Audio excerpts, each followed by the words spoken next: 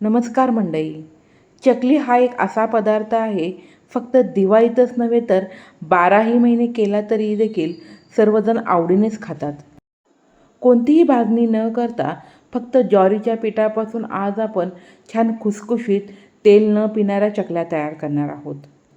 अगदी घरातील मोजक्या साहित्यात आणि 9 शिके देखील सहजपणे करू शकतील इतकी साधी सोपी रेसिपी आहे. सध्या मुलांच्या शाळेची लगबग देखील चालू झालेली आहे आणि छोट्या टिफिनसाठी काय द्यावं ना ते रोज रोज सुचत नाही. म्हणूनच ह्या चकल्या करून ठेवल्या ना तर मुलं देखील खूप आवडीने असे खातील.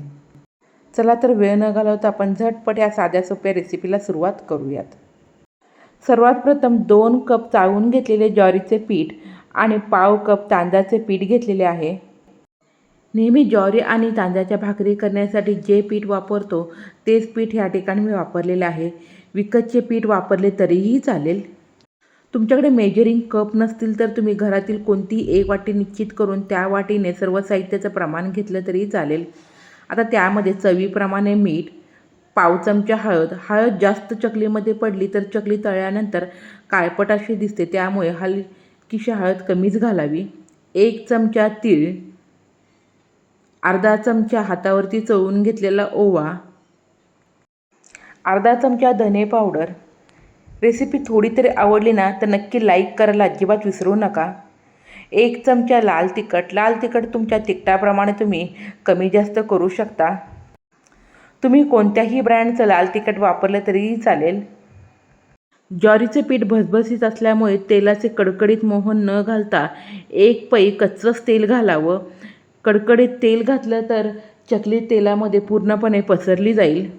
आता संपूर्ण तेल आपण पिठाला व्यवस्थित लावून घेऊयात.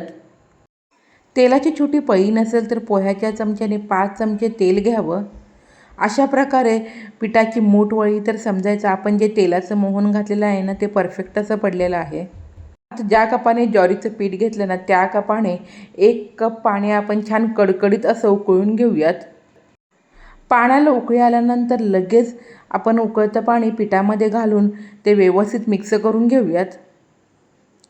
1 कप ज्वारीच्या पिठासाठी ह्या ठिकाणी मी 1 कप पाणी घेतलेले आहे. सुरुवातीला जास्तीचं पाणी न घालता मी सांगितल्याप्रमाणे फक्त 1 कप उकळतं पाणी घाला. उकळतं पाणी घातल्यामुळे पिठाला छान चिकटपणा येतो आणि चकली करताना तेलात देखील पसरत नाही आणि छान सुरेख अशा काटेदार चकल्या तयार होतात. पाणी गरम असल्यामुळे हात न घालता पीठ अशा प्रकारे थोडंसं मिक्स करून झाल्यानंतर फक्त 10 मिनिटांसाठी झाकण ठेवून घेऊयात.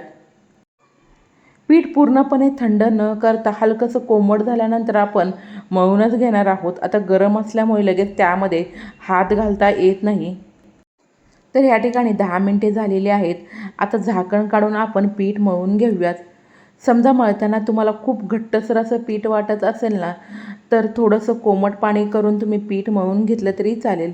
परंतु मी दाखवल्याप्रमाणे मला पीठ मळण्यासाठी 1 कप पाणी पुरेसे आहे.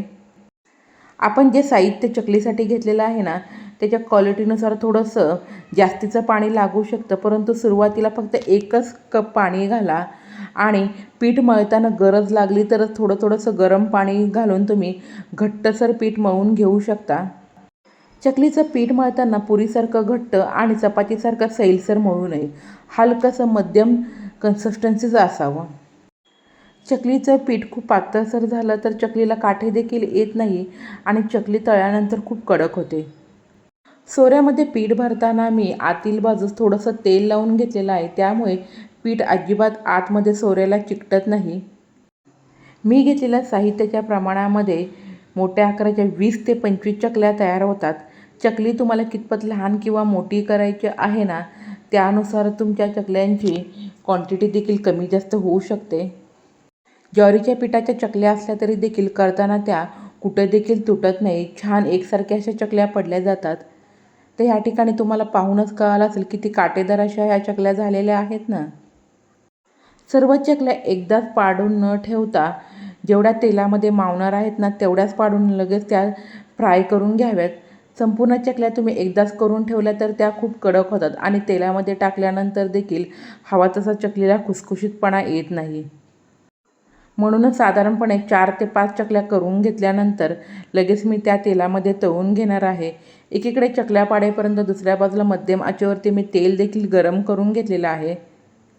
मोठ्या आचेवरती चकली तळून घेतली की वरून कलर येतो, परंतु आतून ती कच्ची राहते आणि त्यामुळे चकली तळल्यानंतर ती लगेच नरम देखील पडते.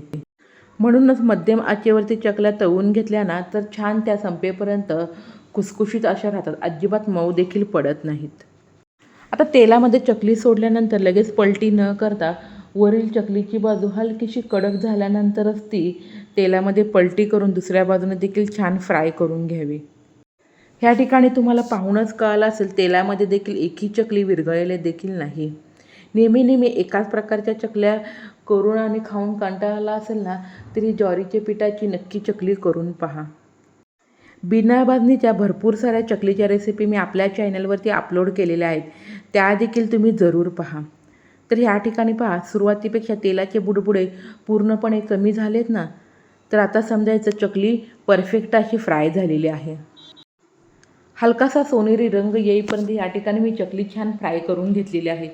चला तर आता आपण संपूर्ण चकल्या अशाच प्रकारे तळून घेऊयात.